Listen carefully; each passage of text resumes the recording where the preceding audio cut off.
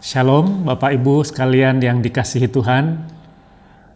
Saya berharap saudara-saudara dalam keadaan baik.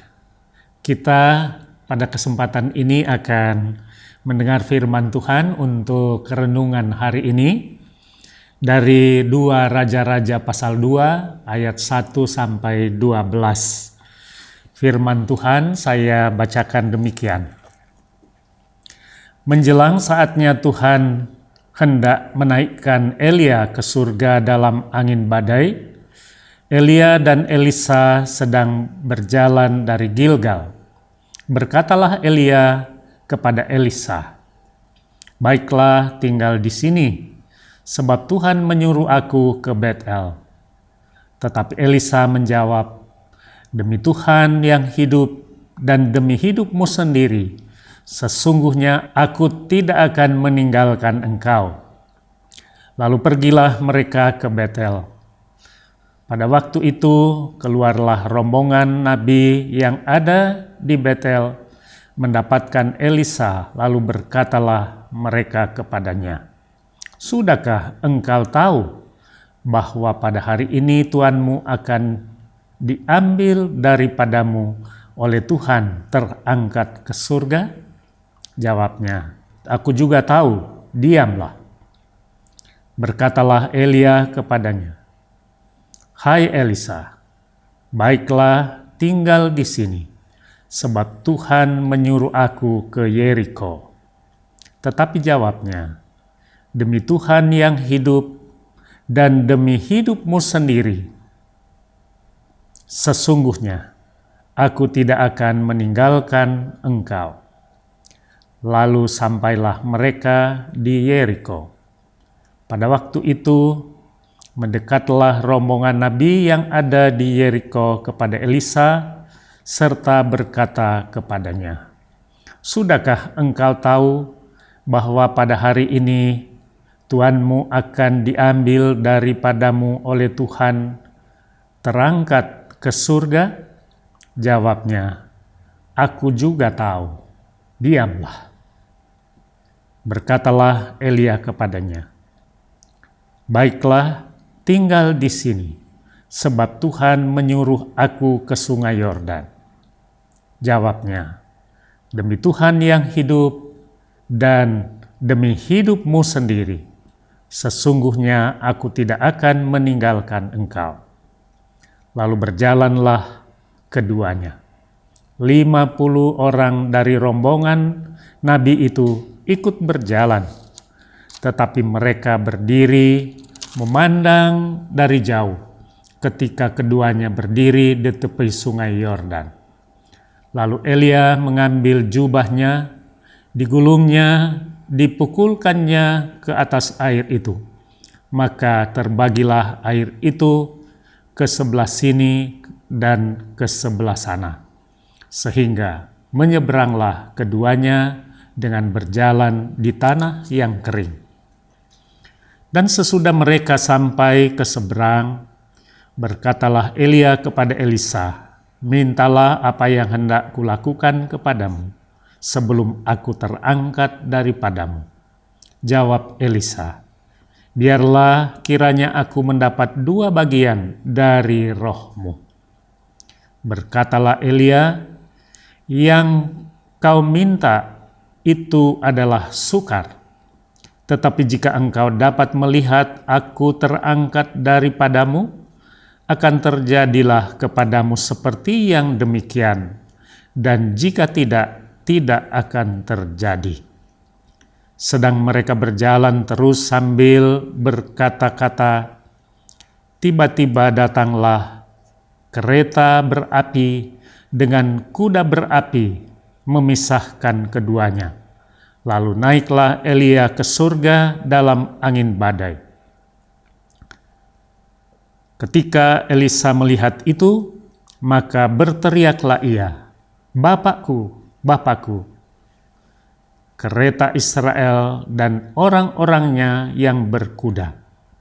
Kemudian tidak dilihatnya lagi. Lalu direngutkannya pakaiannya dan dikoyakkannya menjadi 2 koyakan. Saudara-saudara, demikian pembacaan firman Tuhan dari 2 Raja-Raja 2 ayat 1 sampai 12.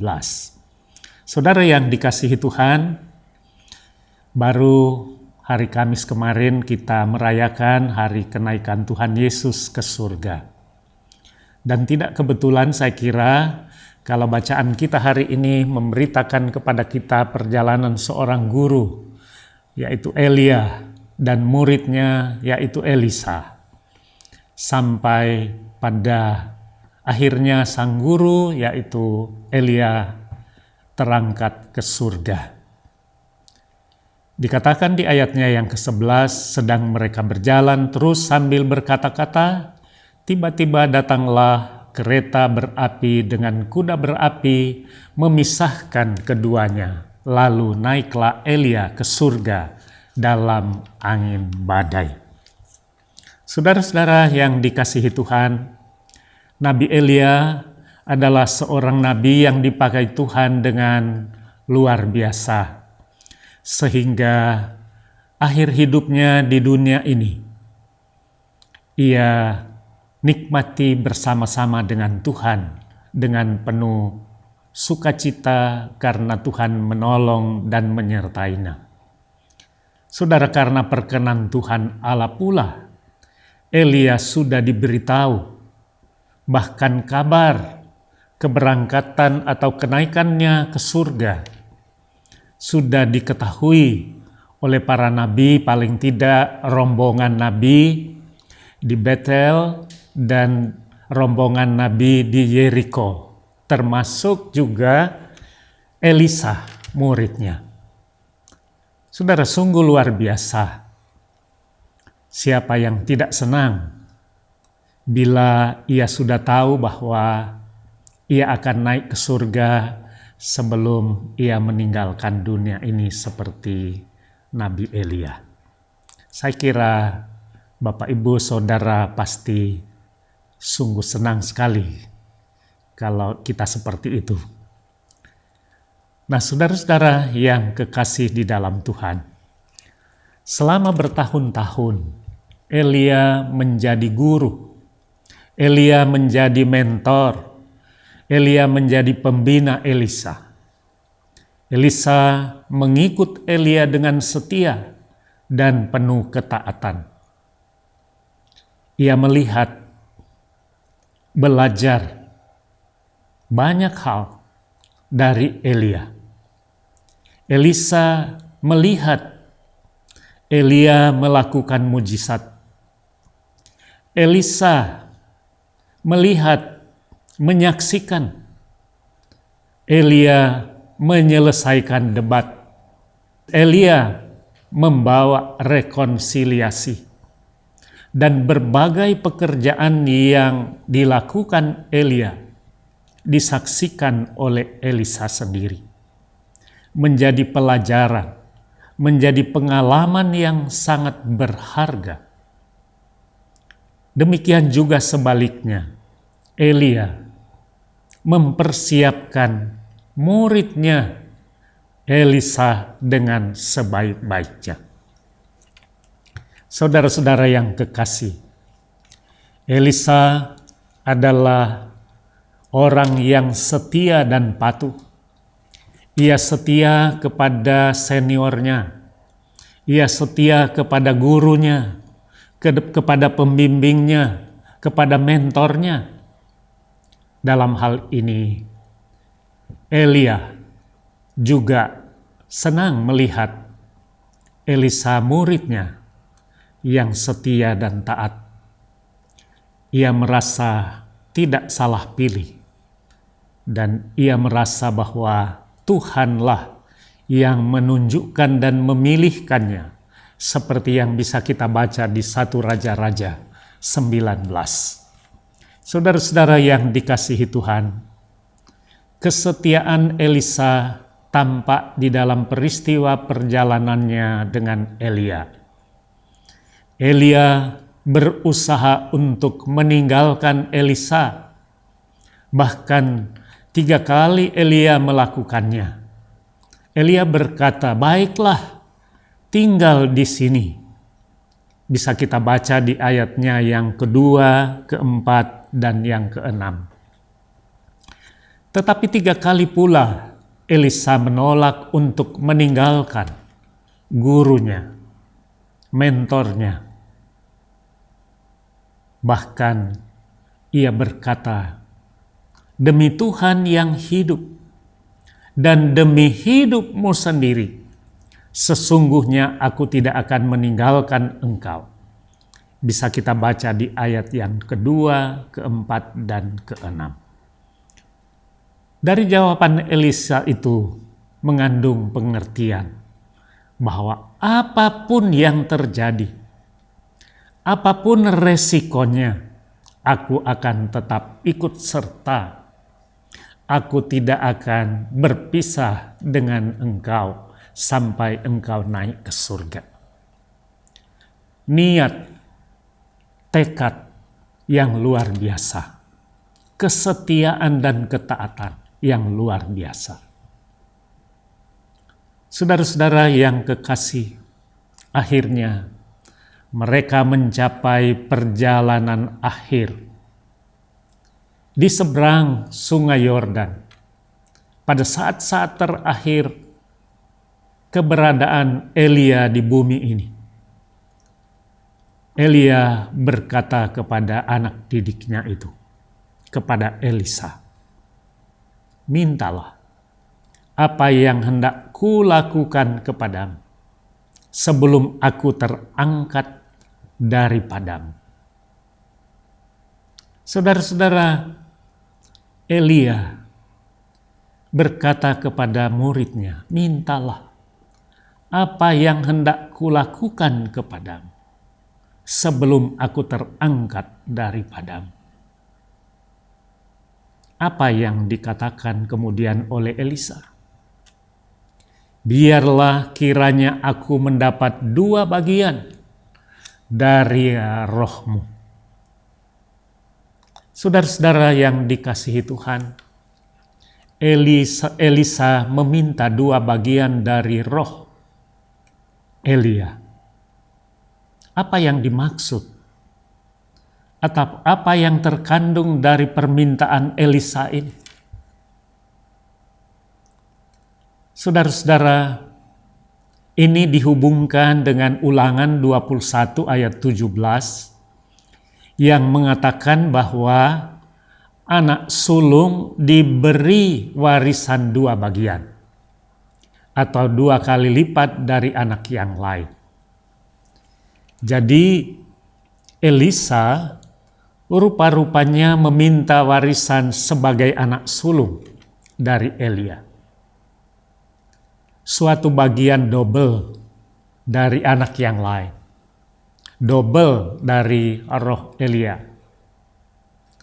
Itu bukan suatu kuasa yang lebih besar dari yang dimiliki Elia, tetapi bagian yang diberikan kepada anak yang tertua, anak yang sulung, yang akan menggantikan posisi ayahnya, posisi orang tuanya.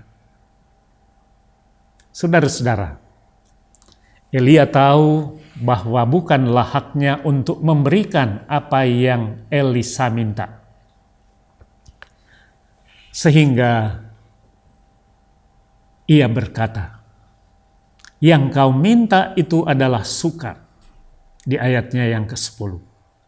"Tetapi jika engkau dapat melihat aku terangkat daripadamu, akan terjadilah kepadamu seperti yang demikian. Dan jika tidak, tidak akan terjadi." Saudara, ini mengandung pengertian bahwa Elia tidak punya kuasa untuk memberikan apa yang diminta oleh Elisa. Elisa meminta sesuatu yang Elia tidak bisa memberikannya. Tetapi Elia tahu bahwa Allah bisa dan mampu memberikannya. Sehingga tanda Allah berkenan atau tidak adalah seperti yang dikatakan oleh Elia. Kalau Elisa bisa menyaksikan Elia naik ke surga, maka ia akan mendapatkannya. Ia akan mendapatkannya bukan dari Elia, tetapi dari Tuhan. Saudara yang dikasihi Tuhan, permintaan Elisa berkenan di hadapan Tuhan. Sebab Elisa bisa menyaksikan Elia terangkat ke surga di tengah badai. Dan itu juga nyata di ayat 15 yang tidak sempat kita baca. Di sana dikatakan roh Elia telah hinggap pada Elisa. Saudara-saudara yang dikasihi Tuhan, kisah Elia dan Elisa dalam perikop ini berbicara tentang bimbingan dan transisi kepemimpinan dari suatu generasi ke generasi berikutnya. Kita belajar bahwa transisi kepemimpinan atau penyerahan kepemimpinan begitu mulus, berjalan dengan baik, karena hubungan yang baik, relasi yang baik antara yang menggantikan dan yang digantikan. Kita perlu belajar dari Elia dan Elisa ini. Yang berikutnya kita juga belajar dari Elisa tentang bagaimana ia belajar dan setia mengikuti orang yang lebih berpengalaman dan lebih bijaksana dengan taat dan kesetiaannya. Kita juga belajar dari Elisa tentang ketaatan dan kesetiaan seorang murid kepada gurunya. Saudara-saudara yang kekasih, di dalam hidup ini kita memiliki peran sesuai dengan talenta dan pekerjaan kita masing-masing. Mari kita tetap setia memberikan yang terbaik bagi Allah. Elisa setelah terpilih untuk menggantikan Elia, ia memberikan diri sepenuhnya untuk melayani dengan tulus, melayani sepenuh hati dan penuh kesetiaan kepada Allahnya. Saudara-saudara yang dikasihi Tuhan, percayalah, jika Allah memanggil kita untuk suatu tugas pelayanan, memanggil saudara dan saya untuk tugas pelayanan, Ia akan memberi kemampuan, memberi semangat dan kasih karunia kepada kita untuk melakukannya. Tetapi marilah kita menjadi murid yang taat, murid yang setia kepada Guru Agung kita, yaitu Tuhan kita, Yesus Kristus. Maka kita akan diperlengkapi dan kita akan dimampukan untuk melakukannya. Belajar dari kesetiaan Elisa kepada Elia, kita termotivasi untuk semakin setia kepada Tuhan Yesus Kristus, Guru Agung dan Juru Selamat kita, sekarang sampai selama-lamanya. Amin. Mari kita berdoa. Tuhan yang Maha Kasih dan Maha Murah, terima kasih untuk firman-Mu, kiranya menjadi berkat bagi kami. Berkati setiap jemaat yang boleh mengikuti dan mendengar firman Tuhan ini. Diberkati senantiasa kehidupannya dan juga diberkati keluarganya. Terima kasih ya Tuhan, berkati bangsa dan negara kami ini. Inilah doa kami. Kami pinta di dalam nama Tuhan Yesus. Amin.